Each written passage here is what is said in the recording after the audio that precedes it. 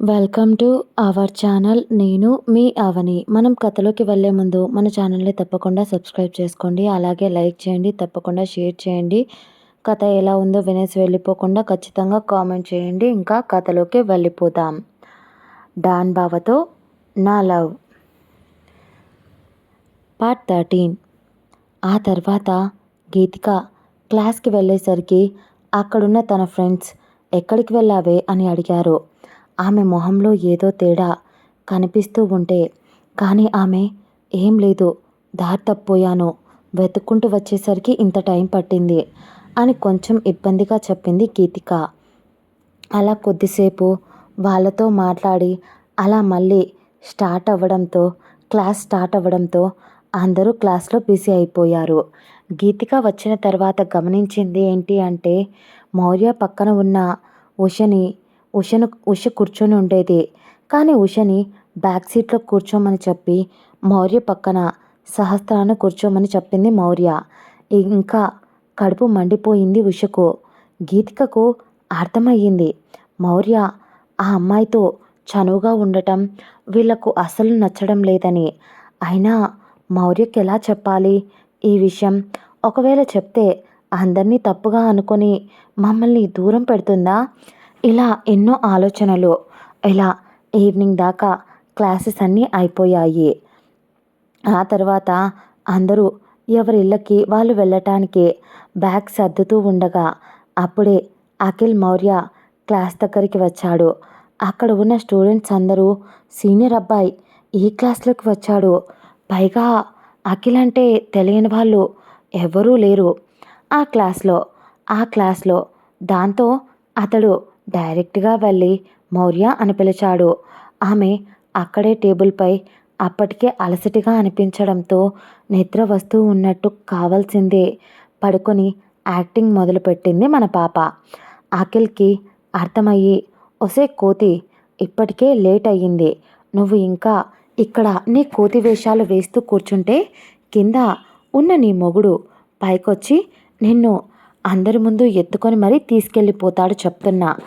ఇంతమంది ముందు అంత సీన్ అవసరమా చెప్పు అనేసరికి ఆమె ఉలిక్కిపడి లేచింది. గుండెల మీద చేతులు వేసుకొని, ఏం మాట్లాడుతున్నావురా, ఇక్కడికి నీ అన్న వచ్చాడా అనేసరికి అఖిల్, నా అన్నే కాదు మీ బావ కూడా అనేసరికి, సర్లేరా, నేను వాడికి బాగా రెస్పెక్ట్ ఇస్తానే, అస్సలు ఇవ్వను మాన్స్టర్ గాడు అని మూతి అదోలా పెట్టింది మన పాప. అప్పుడే మౌర్య పక్కన ఉన్న సహస్ర, మౌర్య ఇదిగో చాక్లెట్ తీసుకో అంది. మౌర్య కొంచెం ఇబ్బందిగా మొహం పెట్టి, ఒరే అఖిల్, నువ్వు వెళ్ళు, నేను కొద్దిసేపటి తర్వాత వస్తాను అని అంది.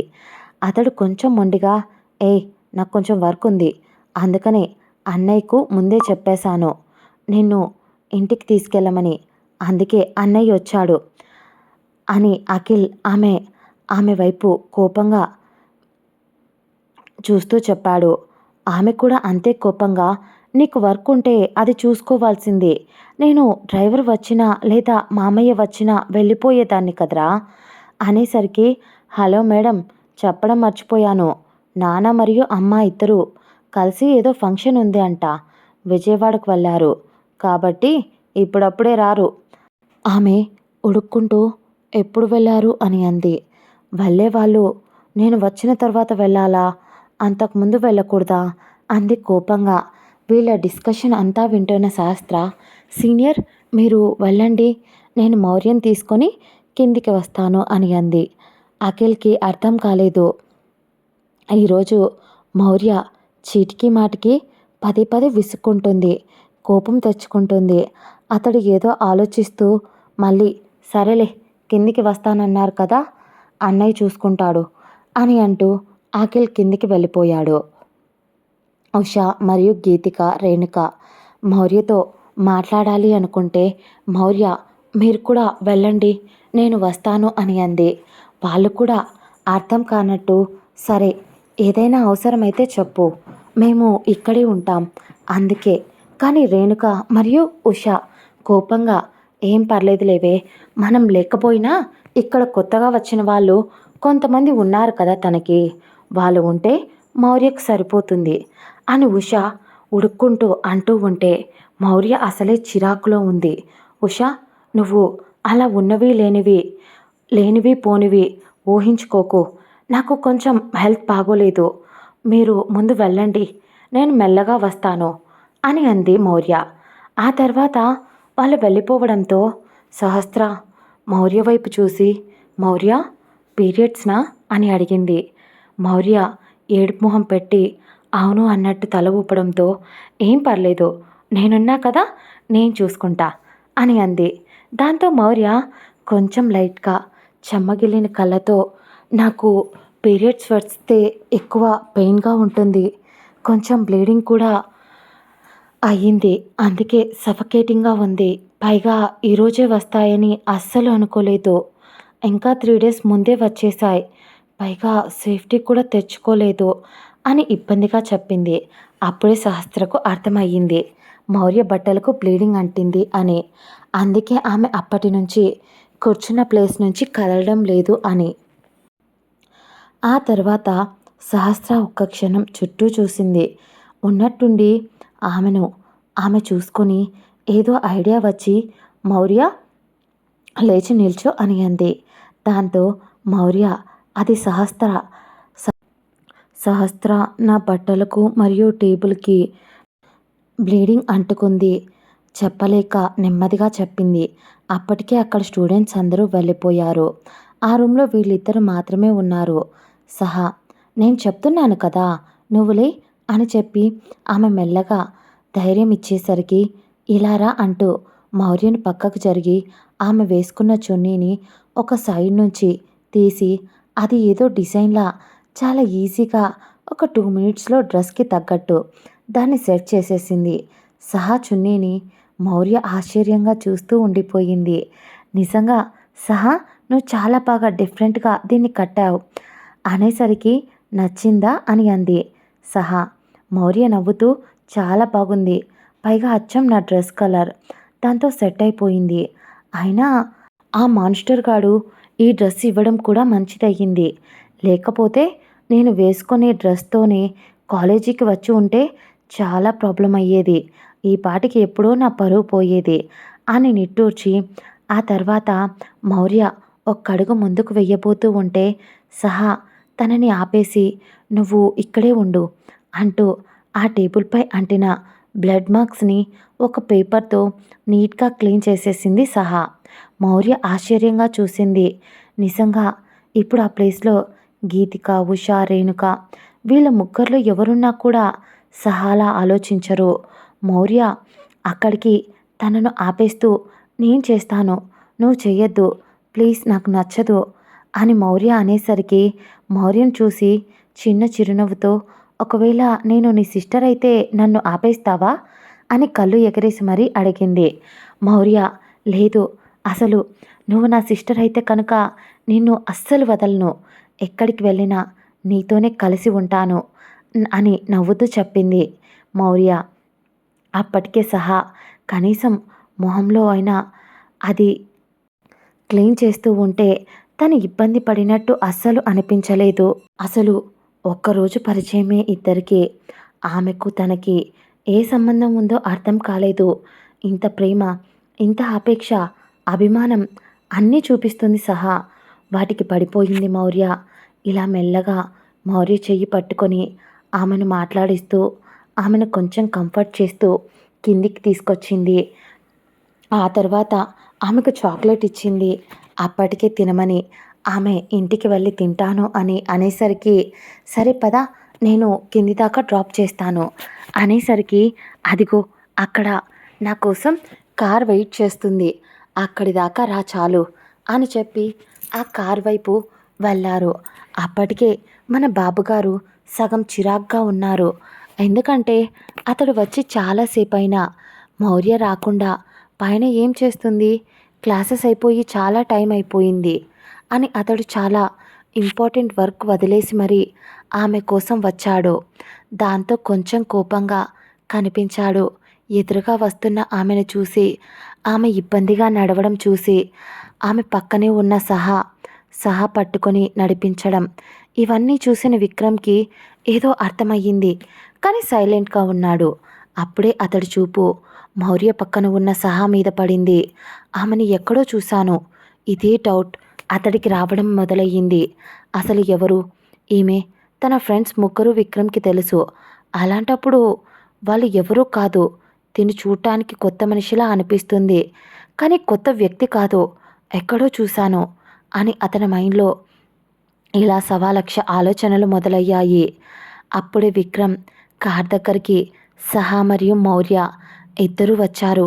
అప్పుడే మౌర్య అక్కడ బయట నిలబడి వాళ్ళ వైపే చూస్తున్న విక్రమ్ దగ్గరికి వెళ్ళి, సహా, తను నా పెద్దబావ అని అంది. దాంతో సహా ఒకసారి విక్రమ్ వైపు చూసి చిన్న చిరునవ్వుతో హాయ్ అండి అంది. దానికి అతడు హాయ్ అన్నాడు. కానీ ఆమె వైపు చాలా డౌట్గా చూస్తూనే ఉన్నాడు విక్రమ్.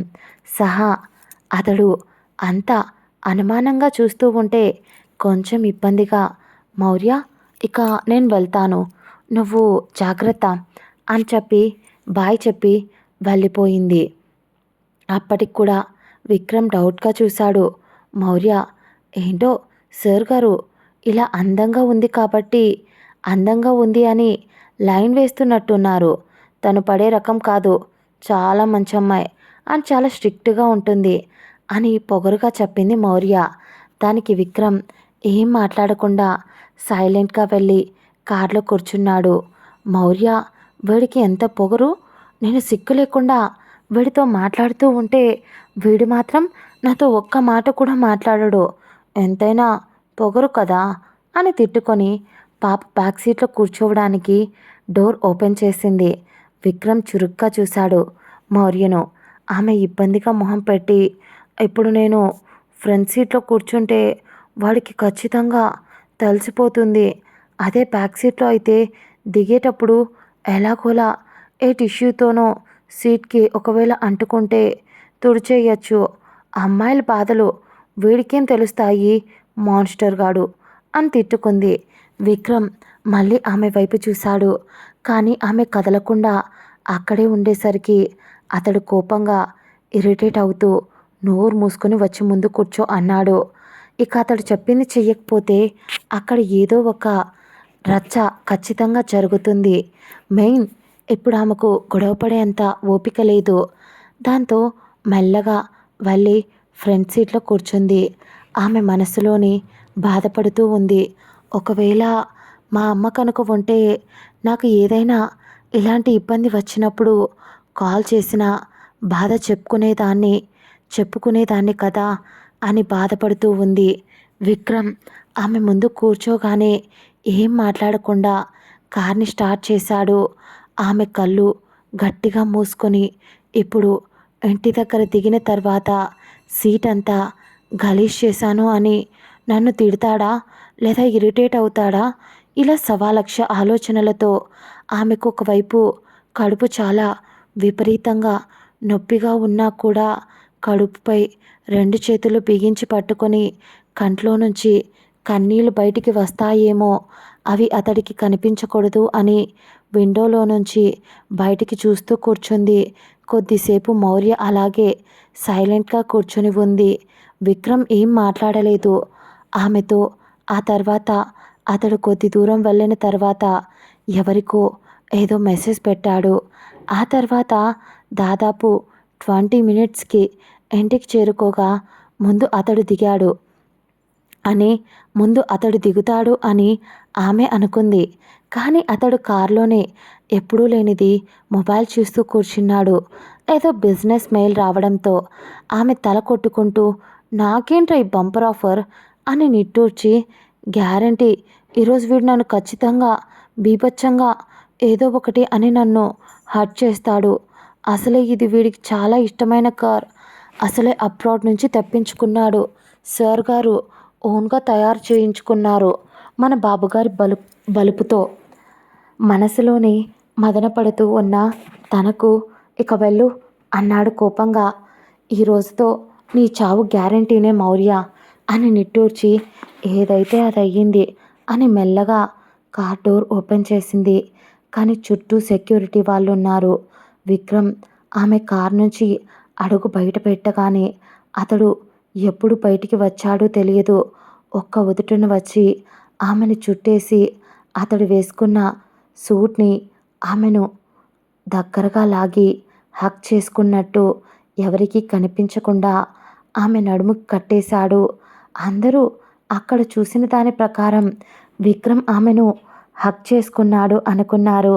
కానీ మన సార్ గారు మేడం ఎవరి ముందు తక్కువ కాకూడదు అని ఒక కాబోయే హస్బెండ్గా ఆవిడికి ముందుగానే ఆవిడి బాధ్యతను తీసుకున్నాడు అన్నమాట. ఆమె అతడి నుంచి ఆ చర్యను ఊహించలేదు.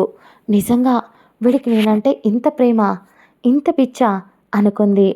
ఆ తర్వాత దాన్ని నడుముకు కట్టి నువ్వు లోపలికి వెళ్ళు అన్నాడు.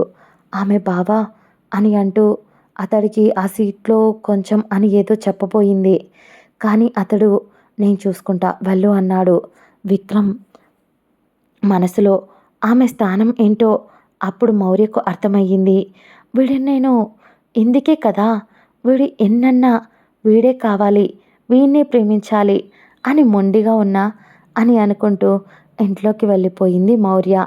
ఇక అతడు ఆమెకు పూర్తిగా భార్య స్థానం ఎప్పుడో ఇచ్చేశాడనమాట. అది ఆమె మొండితనం వల్ల ఆమెకు అర్థం కావడం లేదు. విక్రమ్ మళ్ళీ కారులోకి వెళ్ళి కూర్చొని కార్ స్టార్ట్ చేసుకొని మళ్ళీ ఇంటి నుంచి బయటికి వచ్చాడు. ఇక ఇక్కడ మౌర్య పాప ఇంట్లోకి వచ్చి డైరెక్ట్గా తన రూమ్కి వెళ్ళి స్నానం చేసుకొని ఫ్రెష్ అయ్యి బయటికి వచ్చేసరికి బెడ్పై తన కోసమే కొన్ని థింగ్స్ ఉన్నాయి. వాటిని చూసి సంతోషపడిపోతూ కళ్ళల్లో నీళ్లతో నేను ఏదైనా కావాలి అనుకుంటే అది నీకు ఎలా తెలిసిపోతుంది? ఇంత పిచ్చిగా ప్రేమించేవాడివి నన్నెందుకు దూరం పెడుతున్నావు బావా అని మళ్ళీ బాధపడుతూ, అయినా the great business man Vikram తన కాబోయే పెళ్ళాం కోసం పీరియడ్స్ టైంలో ఉందని ప్యాడ్స్ మరియు చాక్లెట్స్ అన్నీ దగ్గరుండి తీసుకొచ్చాడు. నిజంగా ఈ కాలంలో మగవాళ్ళని తను చాలామందిని చూసింది. పీరియడ్స్ వచ్చాయి అంటే నువ్వొక్కదానివే అది ఫేస్ చేస్తున్నావా ఏంటి? భూమి మీద ఇంకెవరూ చెయ్యలేదా? మా అమ్మ మా అక్క అందరూ వీటిని దాటుకొని వచ్చిన వాళ్ళే. ఇంట్లో ఆ పని చేయి ఈ పని చేయి అని అంటూ ఉండేవాళ్ళే. ఒకవేళ బయటకు వెళ్ళి ఆమె ప్యాడ్ తెచ్చుకోలేని పొజిషన్లో ఉన్నప్పుడు కూడా తన భర్త సహాయం చెయ్యాలి. అలా చెయ్యకపోగా ఆమెను ఇంకా తిట్టడం, ఇలాంటివి చాలామంది సమాజంలో ఇప్పుడు చేస్తున్నారు. అవన్నీ గుర్తొచ్చాయి మౌర్యకు. ఇంకొంతమంది అయితే ఇంకా పాతకాలం లాగానే కనీసం పీరియడ్ అయ్యింది అని తెలిస్తే ఎవరింటికైనా ఏదైనా మాట్లాడడానికి వెళ్ళాలన్నా భయం వేస్తుంది. ఎందుకంటే ఆడవాళ్ళు అయ్యుండి మరీ దారుణంగా అది అది నెలసరయ్యి కూడా మా ఇంటికి వచ్చింది కీడు అది ఇది అని ఇలా మాట్లాడుకోవడం వింది తను. మౌర్య ఎంత నాన్నకు ప్రిన్సెస్ అయినా, ఎంత బావ కట్టుకునే మొగుడైనా, కోటీశ్వరుడైనా తను కూడా ఒక్క ఆడపిల్ల. ఆ ఆడపిల్ల పరిస్థితులను తన వాళ్ళు కాకుండా ఇంకా తన బాధను ఎవరు అర్థం చేసుకుంటారు? ఒక్కసారిగా గర్వంగా నిజంగా నేను చాలా పెద్ద తప్పు చేశాను, నీ గురించి అలా ఆలోచించినందుకు. ఇంతైనా కొద్ది రోజులు నువ్వు దూరంగా ఉంటే మాత్రం నువ్వు నా గురించి పట్టించుకోవు, నా ప్రతి విషయంలో నాకు తోడుగా ఉండవు, ఇలాంటివన్నీ ఆలోచించవు నేను అని తనలో తానే తిట్టుకొని నార్మల్ నైట్ వేర్ వేసుకుంది. విక్రమ్ గురించి అన్నీ తప్పుగా అనుకున్నందుకు. అలా అప్పటికే ఆమె మనసు కొంచెం ప్రశాంతపడింది. ప్రతి ఆడపిల్ల ఇలాంటి ఒక సిచ్యువేషన్ ఖచ్చితంగా చూడాల్సి వస్తుంది. కానీ అప్పుడు ఆ సిచ్యువేషన్కి తగ్గట్టు మనతో ఎవరున్నారు, మనల్ని నీడలా కాచుకుంటూ ఆ రోజు తనకు సహా పరిచయం కావడం, ఆమె తన బాధను సహాకు చెప్పకుండానే సహా అర్థం చేసుకోవడం, ఇంకా విక్రమ్ గురించి ఆలోచిస్తూ అలాగే కొద్దిసేపు కళ్ళు మూసుకొని నిద్రలోకి జారుకుంది. అప్పటికే సమయం 6 గంటలవుతుంది. అలా మన పాప 6 గంటలకు నిద్రపోయి దాదాపు 2 గంటల తర్వాత నిద్రలేచింది. లైట్గా కడుపు నొప్పి పెయిన్గా ఉండేసరికి మెల్లగా లేచి కూర్చుంది. టైం చూసి అయ్యో టైం చాలా అయ్యింది, ఏదైనా తిని పడుకుందాం, లేదంటే ఇలాగే నైట్ అంతా నిద్ర కూడా రాదు అని నిట్టూర్చి లేచి వాష్రూమ్కి వెళ్ళి ఫేస్ వాష్ చేసుకొని ఓపిక లేకపోయినా మెల్లగా వచ్చి అద్దం ముందు నిల్చొని రేపు మళ్ళీ కాలేజీకి లీవ్ పెట్టడం బెటర్ అనుకుంటా, లేదంటే ఈరోజట్లా ఇబ్బంది పడాల్సి వస్తుంది అని అనుకుంటూ బయటికి వచ్చిన తనకు అప్పుడే ఎవరో డోర్ కొట్టినట్టు అనిపించడంతో ఎవరు అంది. బయట నుంచి మెయిడ్ మేడం అని పిలిచేసరికి లోపలికి రా అంది మౌర్య. లోపలికి వచ్చిన మెయిడ్ మేడం ఫుడ్ అనేసరికి నేను కిందికే వచ్చేదాన్ని కదా అంది. దానికి ఆ మెయిడ్ మేడం అది విక్రమ్ సార్ మీకు ఇక్కడికి ఫుడ్ తీసుకెళ్ళమన్నారు అని చెప్పింది. అవునా, సరేలే అక్కడ పెట్టు, నేను తింటాను అని చెప్పింది. అంతలోపే మెయిడ్ కంగారుగా వెళ్ళిపోతూ ఉంటే అదేంటి ఇంత త్వరగా వెళ్ళిపోతుంది అనుకొని ఏదైనా పని ఉందేమోలే అని నిట్టూర్చి మెల్లగా వచ్చి బెడ్ పైన కూర్చొని ఫోన్ తీసుకుంది. అప్పటికే 2-3 టైమ్స్ సహా నుంచి ఫోన్ వచ్చింది. అది చూసి అయ్యో చూసుకోలేదే అని నిట్టూర్చి సహాకి కాల్ చేసింది. మౌర్య ఫోన్ని పగలగొట్టేసింది కదా, మళ్ళీ తన దగ్గర ఫోన్ ఎక్కడిది అనుకోకండి. మన మన పాప దగ్గర 4-5 ఫోన్లు రెడీగా ఉంటాయి. ఎందుకంటే పాపకు కోపం వచ్చినప్పుడల్లా వాటిని పగలగొట్టేస్తుందన్నమాట. అందుకని ముందు జాగ్రత్తతో తన దగ్గర ఎగస్ట్రా ఫోన్ కంపల్సరీ ఉంటుంది. అలా సహాకు తిరిగి కాల్ చేసింది. సహా అప్పటికే తినేసి బెడ్పై కూర్చొని బుక్ చదువుతూ ఉంది. మౌర్య నుంచి ఫోన్ రావడంతో ఫోన్ తీసుకొని హాయ్ మౌర్య, ఎలా ఉన్నావు, హౌ ఈజ్ యువర్ హెల్త్ అని అడిగింది మౌర్య డల్గా మొహం పెట్టి. ఐఎమ్ ఓకే, బట్ చాలా మూడ్ స్వింగ్స్ ఉన్నాయి సహా, ఎవరినైనా కొట్టాలనిపిస్తుంది, అలగాలనిపిస్తుంది, ఏడవాలనిపిస్తుంది, ఇలా చాలా ఉన్నాయి అని నవ్వుతూ చెప్పింది మౌర్య. సహా నవ్వుతూ ఒక్క క్షణం సైలెంట్ అయిపోయింది, ఏదో ఆలోచిస్తూ. మళ్ళీ మౌర్య మాట్లాడుతూ సహా ఎక్కడున్నావు అని అడిగింది. మౌర్య అలా అడిగేసరికి తన ఆలోచనల నుంచి తేరుకొని నేను బయట రూమ్ తీసుకొని ఉంటున్నా అని అంది. దాంతో మౌర్య వాట్, బయట రూమ్ తీసుకొని ఉంటున్నావా, అదేదో హాస్టల్లో ఉండొచ్చు కదా, అక్కడైతే సేఫ్టీ కూడా ఉంటుంది అనేసరికి లేదులే నాకు ఇదే కొంచెం కంఫర్ట్గా ఉంటుంది అని సహా చెప్పింది. అప్పుడే సహా నేను అడగడం మర్చిపోయా, మీ పేరెంట్స్ ఎక్కడుంటారు అని అడిగింది. మౌర్య సహా డల్ అయిపోయి నాకు ఎవరూ లేరు మౌర్య, నాకు చిన్నప్పటి నుంచి నేను ఒక్కదాన్నే, నాకు నేనే అన్నీ అని చెప్పింది. మౌర్య షాక్ అయ్యి ఒక ఆడపిల్ల ఎవరూ లేకున్నా ఒంటరిగా తనకు తానే బ్రతుకుతుందా అనుకుంటూ మరీ అంత పెద్ద కాలేజీలో నీకు సీట్ ఎలా వచ్చింది మనీ అని ఇబ్బందిగా అడిగింది. సహా ఆమె ఇబ్బందిని పక్కకు తోసేస్తూ నవ్వుతూ ఏముంది, నాకు పార్ట్ టైం జాబ్ చేసుకుంటాను, చిన్నప్పటి నుంచి అనాథాశ్రమంలోనే పెరిగాను, అక్కడ నన్ను పెంచిన వాళ్ళనే అమ్మ అని పిలిచేదాన్ని, ఇంకా ఎవరితో పెద్దగా ఫ్రెండ్షిప్ కూడా చేయలేదు, అందరితో హాయ్ బాయ్ అంతే, అలా గడిచిపోతుంది. ఇక చదువు అంటావా, నాకు చాలా ఇష్టం, నేను చాలా బాగా చదువుతా, టాపర్ని, అందుకని మెరిట్ మీద స్కాలర్షిప్ మీద ఆ కాలేజీలో సీట్ వచ్చింది అని చెప్పింది సహా. ఆ మాటకు మౌర్య షాక్ అయ్యి ఒకంత ఆశ్చర్యంగా నేను నీ మీద జాలిపడ్డం లేదు, నిన్ను చూస్తుంటే నాకు నిజంగా ప్రౌడ్గా అనిపిస్తుంది, you are the real warrior అని అంది మౌర్య. సహా నవ్వుతూ థ్యాంక్ యూ మేడం అని అంది. అలా వాళ్ళు కొద్దిసేపు కబుర్ల తర్వాత ఇక బాయ్ చెప్పుకొని సహా గుడ్ నైట్ చెప్పి సహా నిద్రపోతే మన మౌర్య పాప ఫోన్ పక్కన పెట్టేసి ఫుడ్ వైపు చూసింది. అప్పటికే మన విక్రమ్ బాబు అక్కడికి వచ్చి అక్కడ ఎదురుగా సోఫాలో కాలు మీద కాలు వేసుకొని కూర్చొని ఉన్నాడు.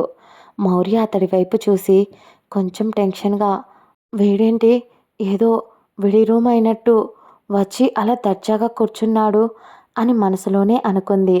అంతలోపు విక్రమ్ లేచి అతడు వాష్రూమ్లోకి వెళ్ళి హ్యాండ్ వాష్ చేసుకొని వచ్చి అక్కడ ఫుడ్ ఉండడంతో దాన్ని ప్లేట్లోకి పెట్టుకొని వచ్చాడు. మౌర్య ఆశ్చర్యంగా చూసింది. ఆమె కనుగుడ్లు బయటికి వచ్చేలా అంత షాక్ అయి చూసింది. అతడు తీసుకొచ్చిన ఫుడ్ని అతడే కలిపి ఆమె నోటి దగ్గరికి తీసుకొని వచ్చి తినిపించబోయాడు. ఆమె ఆశ్చర్యంగా చూస్తూ ఏం మాట్లాడకుండా, అతడి ప్రేమ ఆమెకు తెలుసు కాబట్టి సైలెంట్గా తినేసింది. కానీ ఆ ఫీల్ చాలా బాగా అనిపించింది తనకు. ఆమెకు తినిపిస్తూనే అతడు కూడా 2 మెతుకులు తిని ఆ తర్వాత అక్కడే ఉన్న జ్యూస్ గ్లాస్ ఆమె చేతిలో పెట్టాడు. దాని వైపు ఏడుపు మొహంతో చూసింది. అసలే ఆ రోజు తను సరిగ్గా ఫుడ్ తీసుకోలేదు. అది అతడు గమనించాడు. అందుకే ఇప్పుడు కనుక ఈ జ్యూస్ తాగకపోతే నన్ను 4 తన్ననైనా తంతాడు అది గుర్తొచ్చి తల కొట్టుకుంది మౌర్య. ఆ తర్వాత సైలెంట్గా ఆ జ్యూస్ తాగేసి ఆమె ఏం మాట్లాడకుండా బెడ్పై పడుకుంది మౌర్య. అతడు కూడా ఫుడ్ తినేసి అవన్నీ మేడ్ వచ్చి బయటికి తీసుకెళ్ళిపోవడంతో ఆ తర్వాత తన అమ్మ నాన్న కాల్ చేయడంతో వాళ్ళతో కొద్దిసేపు మాట్లాడి ఆ తర్వాత అఖిల్ ఇంటికి రావడంతో తన తమ్ముడితో ఒక 2 మినిట్స్ మాట్లాడి ఆ తర్వాత మళ్ళీ మౌర్య గదికి వచ్చాడు విక్రమ్. మన పాప అప్పటికే బొచ్చి కుక్క పిల్లల కడుపు నొప్పి లేస్తూ ఉంటే కాళ్ళు దగ్గరికి పెట్టుకొని మరీ ముడుచుకొని పడుకుంది. అది గమనించిన విక్రమ్ వెళ్ళి ఆమె పక్కన పడుకొని ఆమెను గుండెల మీదకి తెచ్చుకొని అదిమి పెట్టి పడుకున్నాడు. ఏ ఆడపిల్ల వద్దు అనుకోలేని అంత ప్రేమను విక్రమ్ ఆమె మీద చూపిస్తున్నాడు. కానీ ఒకవైపు కోపం, మొండితనం, ఇద్దరి మధ్య ఉన్న ఈగో క్లాషెస్, ఈ రెండింటి వల్ల వాళ్ళ ప్రేమ ఎప్పటికప్పుడు గొడవలతోనే కంటిన్యూ అవుతుంది. ఈ గొడవలు తీరేది ఎప్పుడో, వాళ్ళ ప్రేమ కలిసేది ఎప్పుడో. ప్లీజ్ లైక్ చేయండి. అలాగే వెళ్ళిపోతున్నారు.